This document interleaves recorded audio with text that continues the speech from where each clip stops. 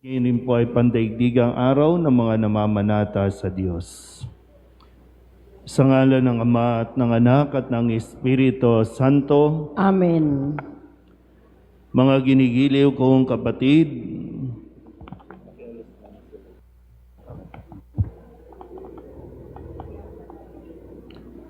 ibinagdiriwang natin ang dakilang araw ng pagdadala kay Jesus na Panginoon sa templo.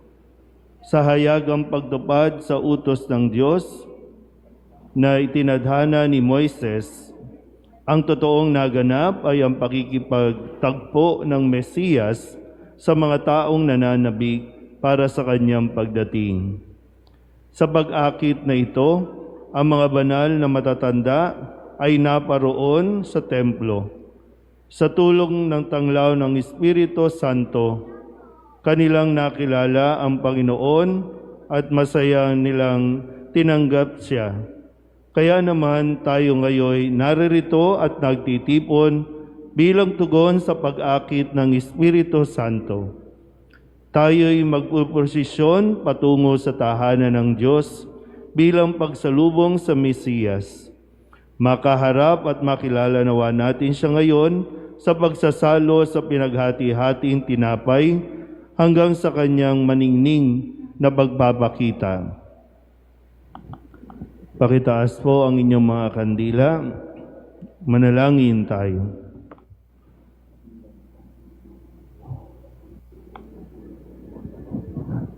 Ama naming makapangyarihan, ikaw ang liwanag na tunay, ikaw ang pinanggagalingan ng iyong inilalaganap na tanglaw. Paningningin mo ang aming kalooban sa iyong kaliwanagan upang sa aming pagdadala ng ilaw sa iyong banal na tahanan ay magpagindapat na kami masayang humarap sa liwanag ng iyong kadakilaan. Si Jesucristo na aming Panginoon, magpasawalang hanggan. Amen. Halina tayo'y lumakad, sa Panginooy humarap, kapayapaan niya at galak ay taglayin nating lahat, sumambat magpasalamat. Si Jesucristo ang ilaw na sa lahat ay tatanglaw, nagbibigay karangalan sa unang bayang hinirang ng puon nating may kapal.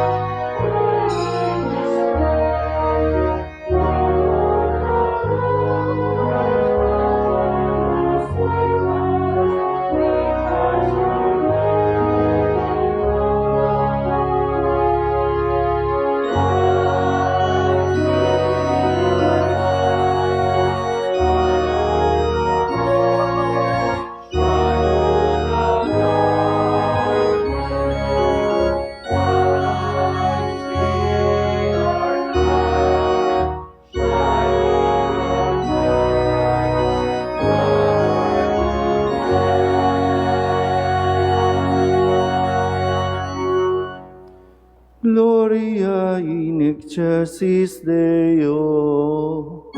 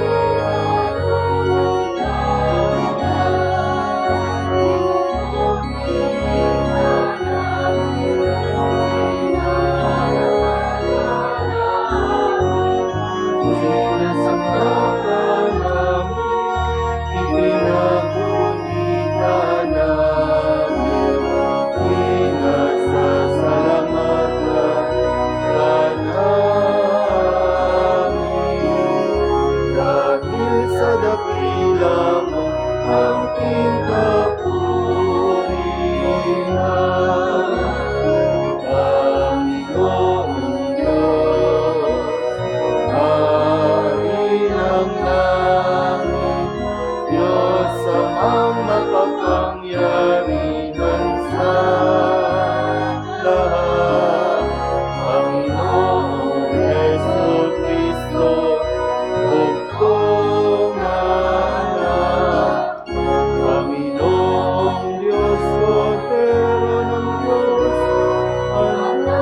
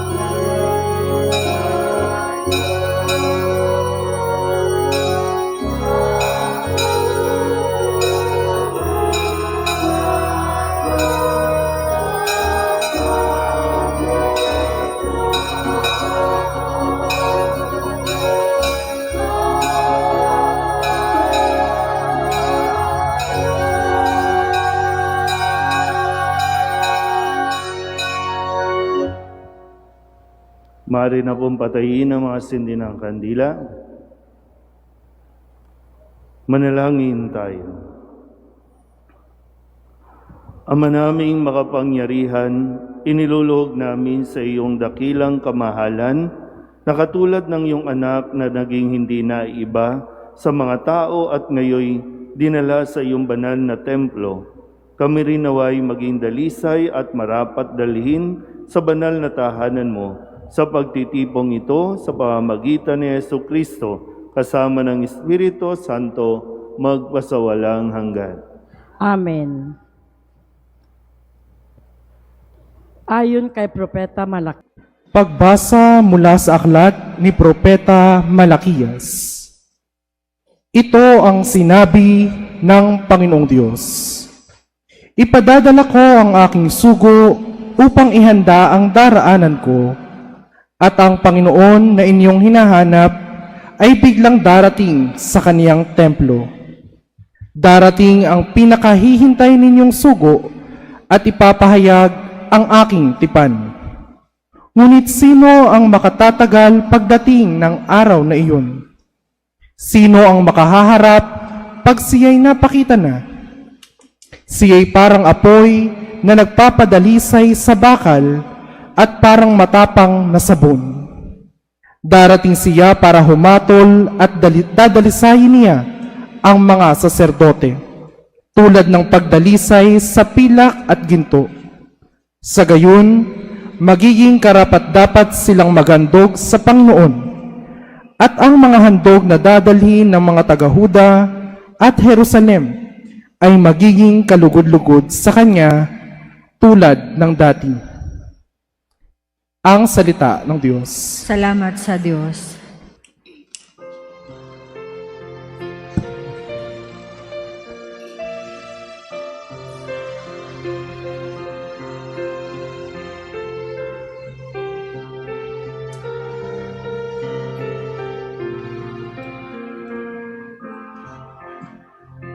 Diyos na makapangyarihan, dakilang hari kailanman.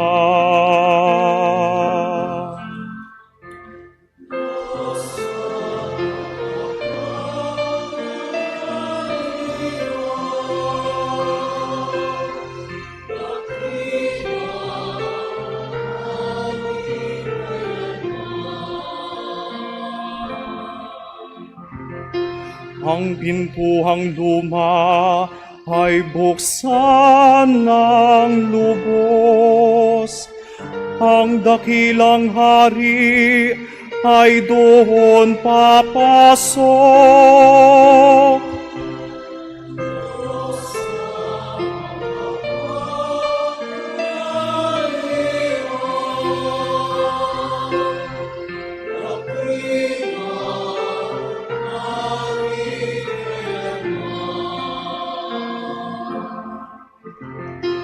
Ang dakilang haring ito ay sino ba? Siya at ang puhon, dakilang talaga. Saan mang labanan, tagumpay ay Kanya.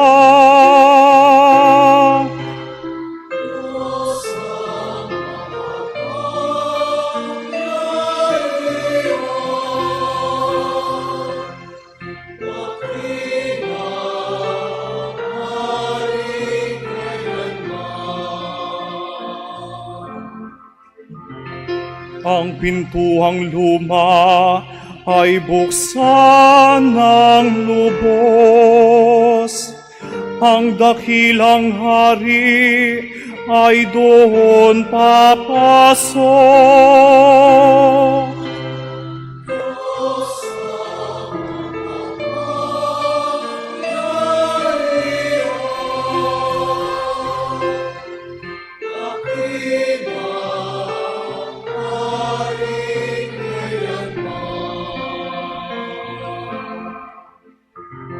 Ang dakilang hari, sino bang talaga? Makapangyarihang Diyos at hari siya. Diyos na makapangyarihan, dakilang hari kailanman.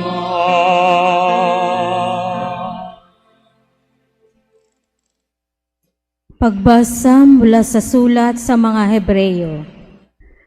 Yamang ang mga anak na tinuturing ng Diyos ay tao, naging tao rin si Jesus, tulad nila, may laman at dugo. Ginawa niya ito upang sa pamamagitan ng kanyang kamatayan ay maigupo niya ang dyablo na siyang may kapangyarihan sa kamatayan. Sa gayon, pinalaya niya ang lahat ng naging alipin habang panahon dahil sa kanilang takot sa kamatayan. Hindi ang mga anghel ang kanyang tinutulungan, kundi ang lahi ni Abraham. Kaya't kinailangan matulad siya sa kanyang mga kapatid sa lahat ng paraan. Sa gayon, siya'y naging isang dakilang saserdote, mahabagin at tapat, naglilingkod sa Diyos at naghahandog ng hain sa ikapagpapatawad ng mga kasalanan ng tao. Sapagkat siya'y may tinuksot nagbata, kaya ngayon matutulungan niya ang mga tinutokso. Ang salita ng Diyos. Salamat sa Diyos.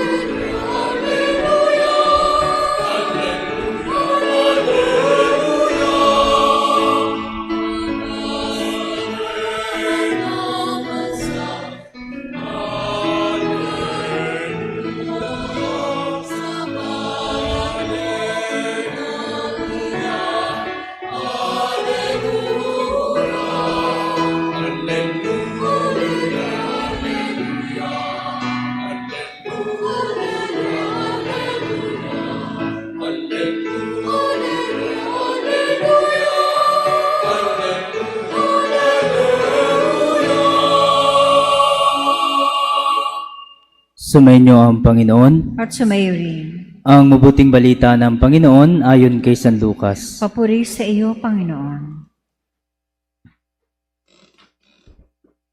Nang dumating ang araw ng paglilinis sa kanila, ayon sa kautusan ni Moises, si Jesus ay dinala ng kanyang mga magulang sa Jerusalem upang iharap sa Panginoon. Sapagkat ayon sa kautusan, ang bawat panganay na lalaki ay nakatalaga sa Panginoon. At naghandog sila ayon sa inihingi ng kautusan ng Panginoon. Mag-asawang bato-bato o dalawang inakay na kalapati. May isang tao noon sa Jerusalem, ang pangalay Simeon. Matapat at malapit sa Diyos ang lalaking ito at naghihintay sa katubusan ng Israel. Sumasa kanya ang Espiritu Santo na nagpahayag sa kanya na hindi siya mamamatay hanggat hindi niya nakikita ang Mesiyas na ipinangako ng Panginoon. Sa patnubay ng Espiritu, pumasok siya sa templo at nang dalhin noon ng kanyang mga magulang ang sanggol na si Jesus upang gawin ang hinihingi ng kautusan, siya ay kinalong ni Simeon. Ito'y nagpuri sa Diyos na ang wika, "Kunin mo na, Panginoon, ang inyong abang alipin. Ayon sa inyong pangako, yamang nakita na ng aking mga mata ang iyong pagliligtas, na inihanda mo para sa lahat ng bansa. Liwanag itong tatanglaw sa mga hintil at magbibigay karangalan sa iyong bayang Israel." Ang mabuting balita ng Panginoon. Pinupuri ka namin, Panginoong Hesukristo. Isang magandang umaga po sa inyong lahat. Palapakan natin ang Panginoon. Maligayang pagdating dito po sa ating pagdiriwang ng kapistahan ng pagdadala kay Jesus na Panginoon sa templo. At bahagi na rin ng kultura ng panahong ito na ang bawat panganay na isinisilang ay itinatalaga sa Panginoon. Kung kaya, ginampanan ni Jose at ni Maria ang mga magulang ni Jesus na siya ay dalhin sa templo.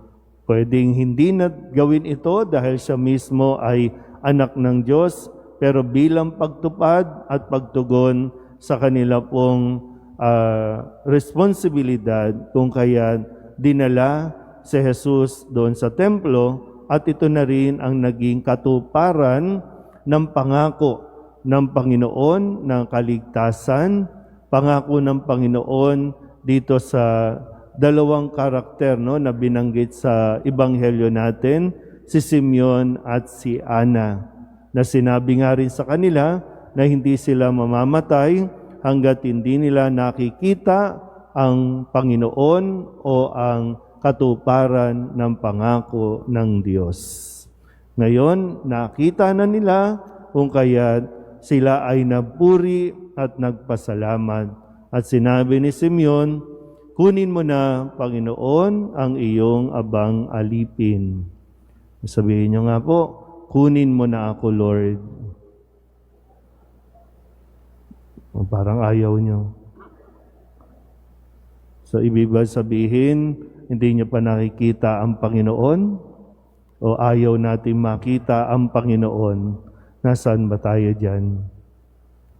Sa puntong ito, no? Kayo yung mga magkakaklase sa 5:30 ng umaga. Karamihan sa atin mga senior na. Karamihan sa atin talagang malapit na sa finish line. Pero ano ba ang laman ng dasal natin? Mahabang buhay pa rin ba? Ayaw ba talaga nating hangarin? Di ba natin talaga pinagdarasan na, Lord, sana makita na kita. Lord, sana kunin mo na ako, Lord. Kasi kung hindi yan ang laman ng ating mga panalangin at hindi tayo handa o hindi natin ihahanda ang ating mga sarili, edi enjoyin mo lang ang buhay mo. Huwag kang magmukmok, huwag kang malungkot. Mas maging masaya ka. Kasi anong saysay ng buhay, no? Na nabubuhay tayo sa araw-araw, pero ayaw mo namang mabuhay. At lalong-lalo na kapag sinasabi ng karamihan na, huwag muna, Lord, marami pa akong misyon. Ano pa bang misyon ninyo? Na hindi nyo pa sinisimulan. Patapos na tayo. Hindi mo pa sinisimulan. Kailan mo sisimulan yan? Kaya nga ngayon, no, bahagi ng ating liturhiya, sa simula ng ating pagdiriwang, nagkaroon tayo ng pagbabasbas ng mga kandila. Sinindihan pa natin yung mga kandilang yan.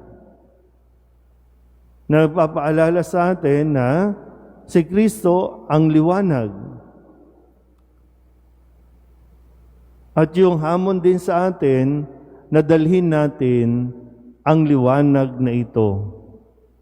Lalo pa sa panahon ngayon, kailangan natin ng liwanag dahil nagkakaroon tayo ng parabang marami sa mga tao nagdududa, may pag-asa pa ba? May maganda pa bang mangyayari sa ating lipunan, sa ekonomiya, sa ating politika, sa ating reliyon? May pag-asa ba? Sa tingin niyo ba? Kaya nga meron tayo nito, no? Na dapat lahat tayo ay magsilbing liwanag. Sabihin niyo nga po, liwanag. So, nasaan ang mga liwanag na ito? Hindi tayo pwedeng maiwan lang sa nagpabasbas tayo ng kandila para pag bumabagyo, sisindihan mo, pangontra sa kidlat. Sa bawat pagsisindi natin ng kandilang iyan na inyong pinabasbasan, mapaalalahanan tayo na tayo ay dapat na nagdadala ng liwanag sa bahay ninyo, sa komunidad, sa lipunan.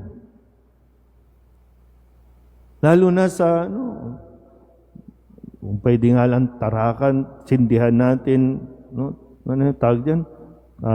Turukan natin ng kandila, itong House of Representatives, itong Senate natin, para nang sa ganun maliwanagan sa mga ginagawang mga korupsyon, pagnanakaw.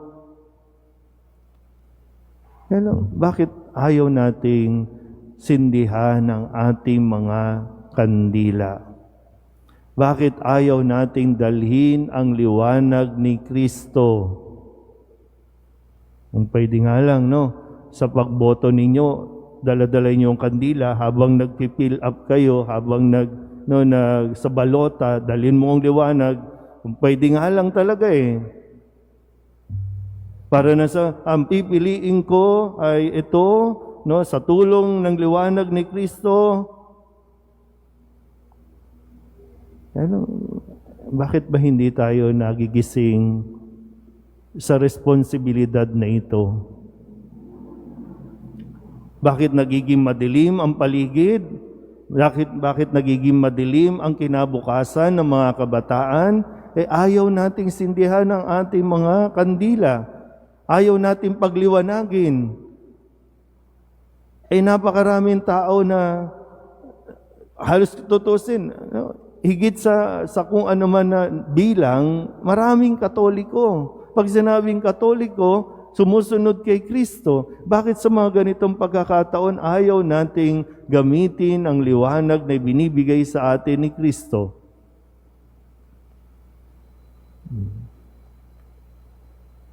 Sabihin nyo nga ulit, kunin mo na ako, Lord. Ano ba? May silbi pa ba ako? Di ba? Yung purpose ko ba? Ginagamit ko? Ano ba? Kasi baka wala naman tayong silbi na. Puro reklamo, puro angal, puro ayuda na lang, ayuda. Maswerte siguro, no? Ito kayo po mga nandito, no?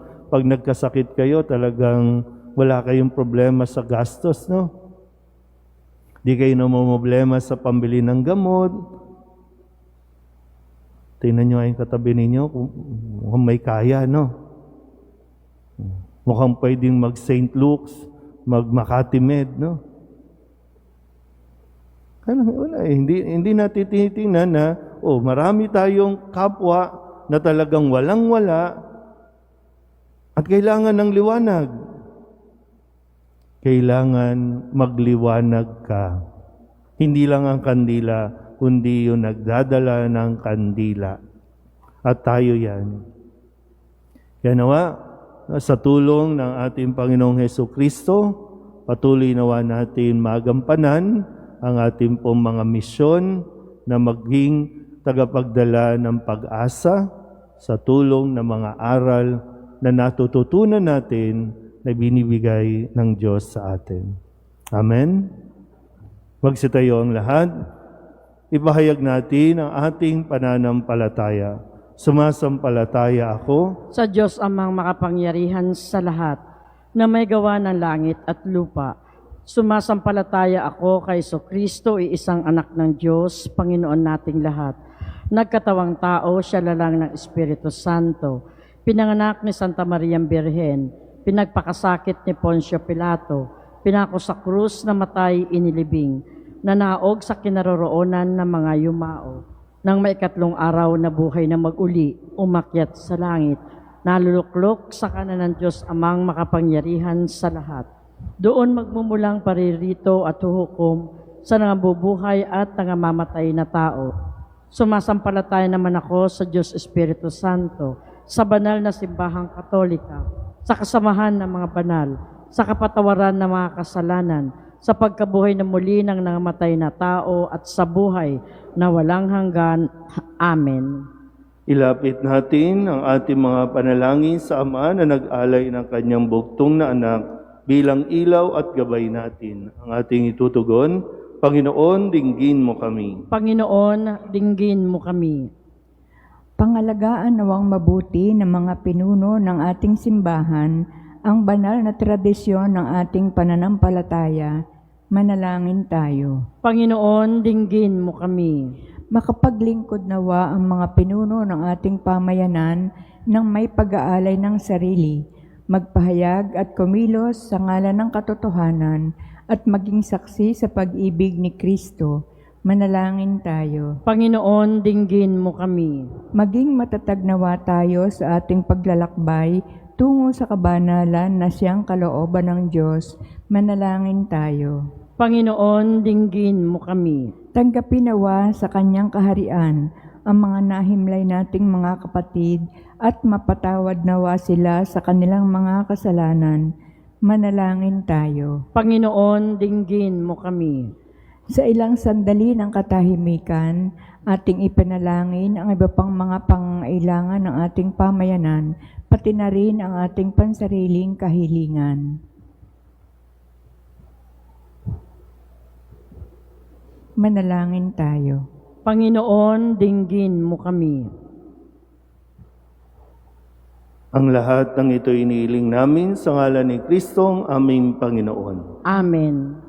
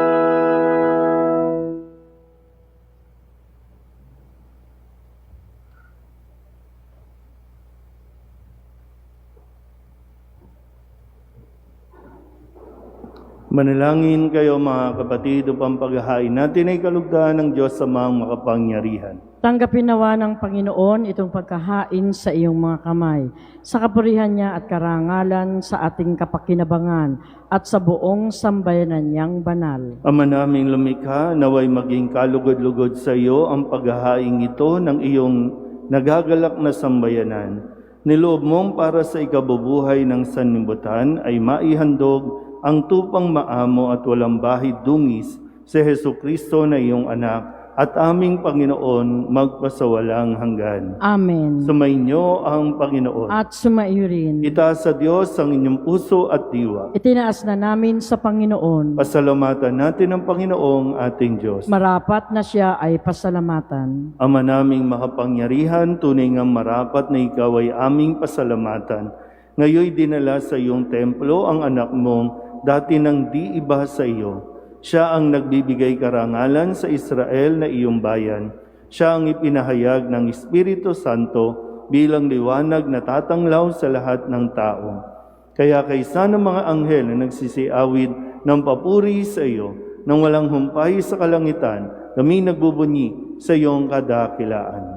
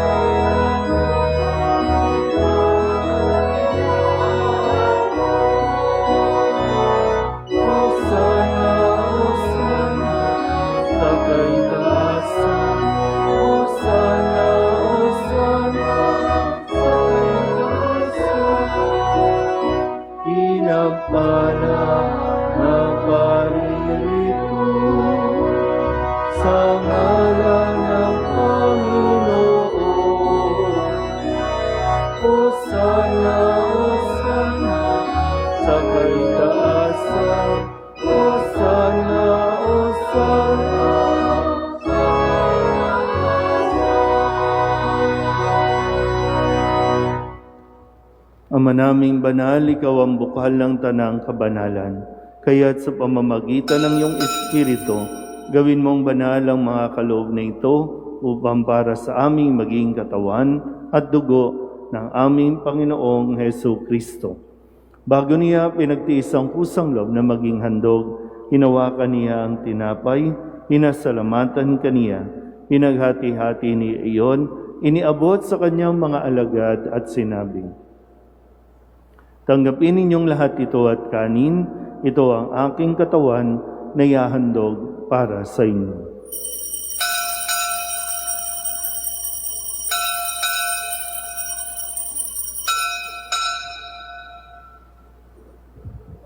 Ngayon din naman, nung matapos ang hapunan, hinawakan niya ang kalis, muli kaniyang pinasalamatan. Iniabot niya ang kalis sa kanyang mga alagad at sinabi, "Tanggapin ninyong lahat ito at inumin. Ito ang kalis ng aking dugo, ng bago at walang hanggang tipan. Ang aking dugo ni ibubuhos para sa inyo at para sa lahat sa ikapagpapatawad ng mga kasalanan. Gawin ninyo ito sa pag-alaala sa akin."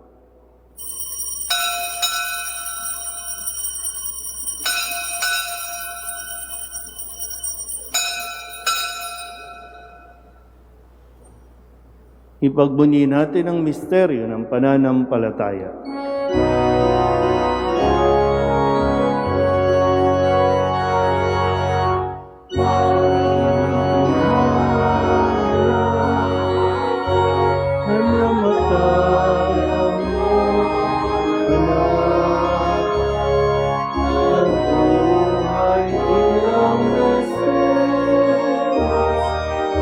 Magbabalik sa wakas para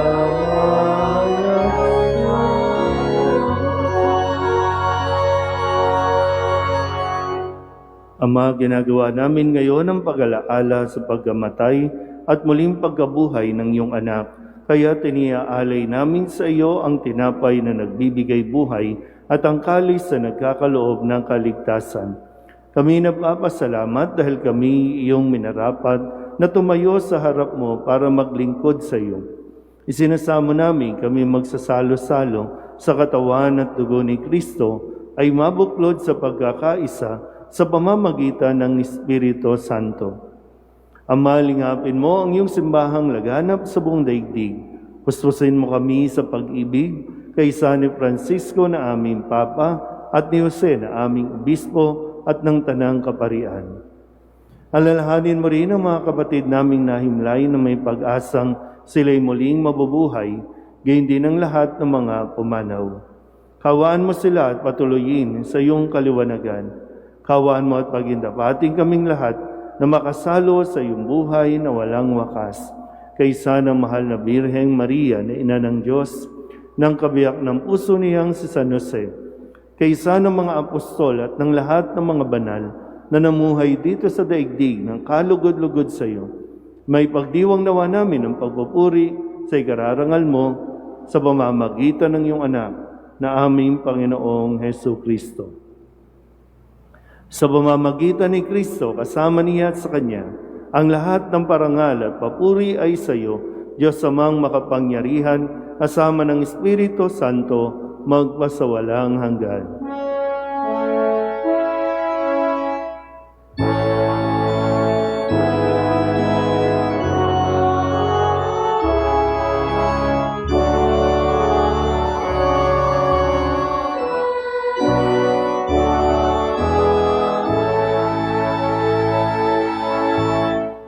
Sa tagubilin ng manakagagaling na utos at turo ni Jesus sa Panginoon natin at Diyos, ipahayag natin ang lakas loob.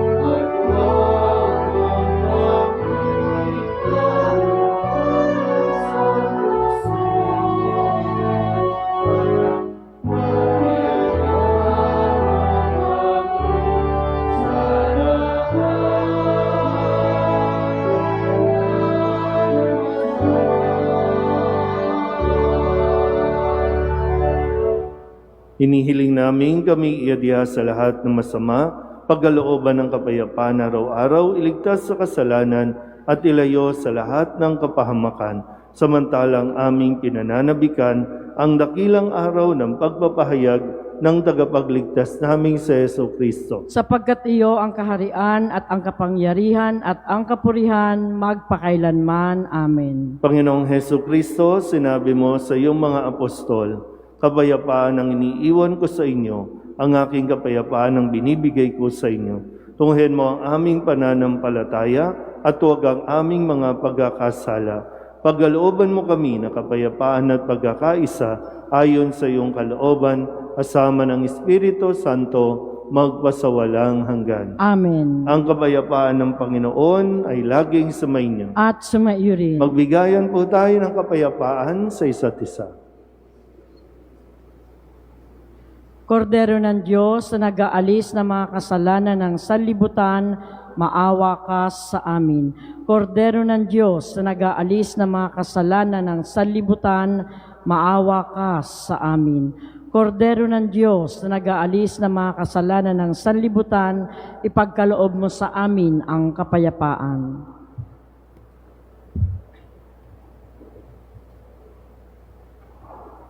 Ito ang kordero ng Diyos. Ito nag-aalis ng kasalanan ng sanlibutan. Mapalad ang mga inanyayahan sa kanyang piging. Panginoon, hindi ako karapat-dapat na magpatuloy sa iyo, ngunit sa isang salita mo lamang ay gagaling na ako.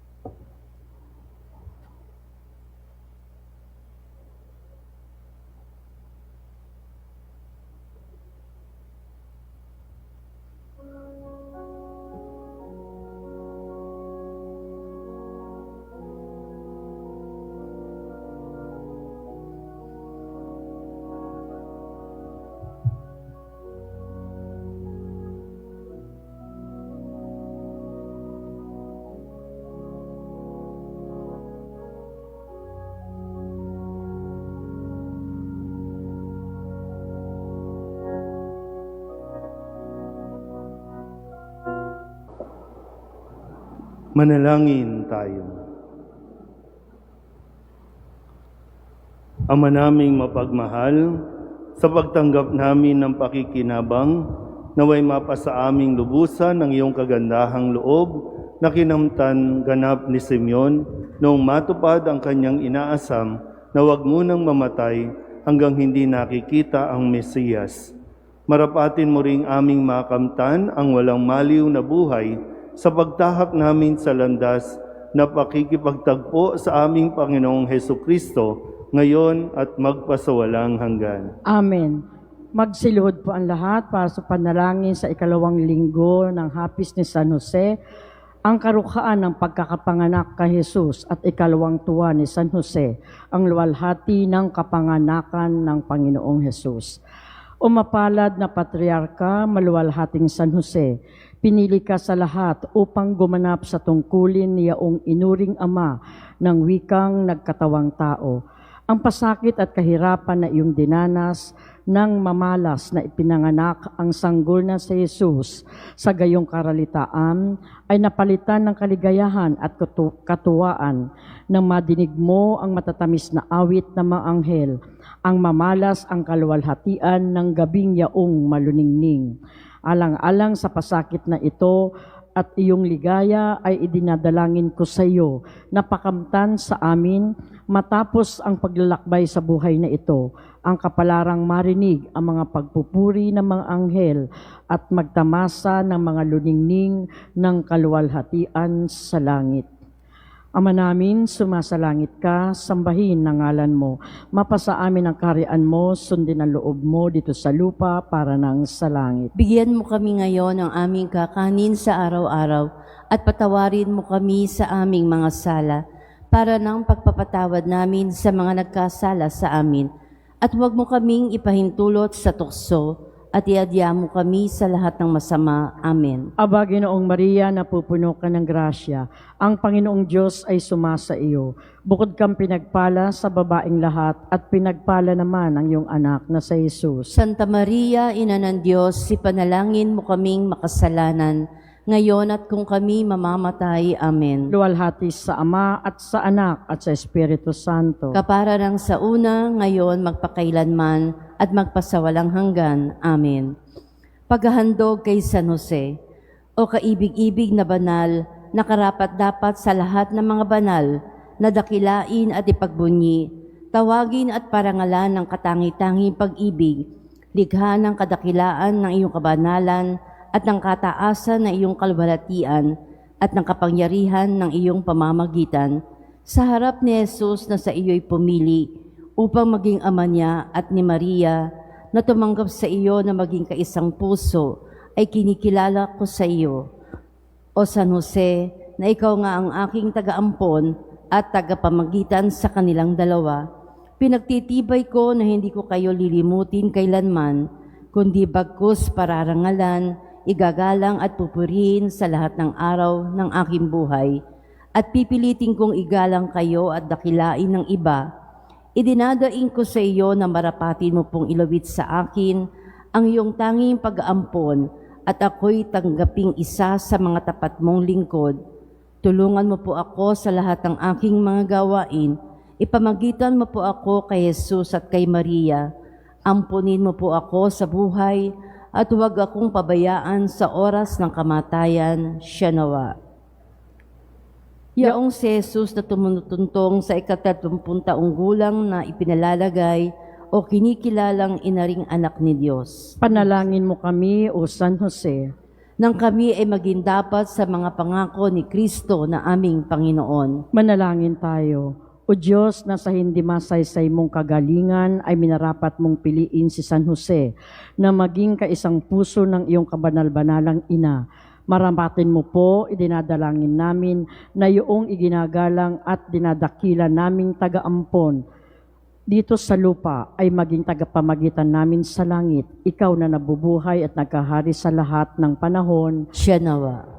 Sumainyo ang Panginoon. At sumaiyo rin. At pagpalain kayo ng makapangyarihang Diyos, Ama at Anak at Espiritu Santo. Amen. Tapos ng banal na misa, humayo tayo sa kapayapaan ni Kristo. Salamat sa Diyos. Magandang umaga po.